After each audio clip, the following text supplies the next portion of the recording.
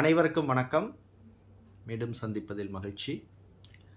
இந்த வீடியோவில் நம்ம பார்க்க போகிற விஷயம், அடுத்து வரப்போகிற குரு பயிற்சி மே ஜூன் மாதங்களில் வாக்கியம் திருக்கணித பஞ்சாங்கப்படி வருது. இதில் எல்லாரும் கேட்குறது குரு பார்வை என்னென்ன ராசிக்கு வருது அப்படிங்கிறதுக்கு போய் கேட்க ஆரம்பிச்சிட்டிங்க. குருவுக்கு முன்னுடைய 3 பார்வை இருக்குது. 5ஆம் பார்வை, 7ஆம் பார்வை, 9ஆம் பார்வை. அதுபடி பார்த்தோம்னா குரு வந்து மிதுன ராசியிலேருந்து கடகராசிக்கு போகிறார். ஸோ கடகராசியிலேருந்து 5ஆம் பார்வையாக விருச்சிக ராசியை பார்க்குறார், 7ஆம் பார்வையாக மகர ராசியை பார்க்குறார், 9ஆம் பார்வையாக மீன ராசியை பார்க்குறார். ஸோ இந்த விருச்சிக ராசி, மகர ராசி, மீன ராசிக்காரர்களுக்கு இந்த குருவினுடைய சுப பார்வை விடுறதுனால கூடுதலான நல்ல விஷயங்கள், குருவால் நடக்க வேண்டிய விஷயங்கள் நடக்கும்.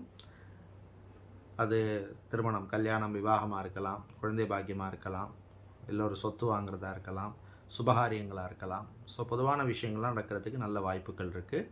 குருவினுடைய பலன் உங்களுக்கு எல்லாருக்கும் கிடைக்கட்டும். மீண்டும் சந்திப்போம். நன்றி.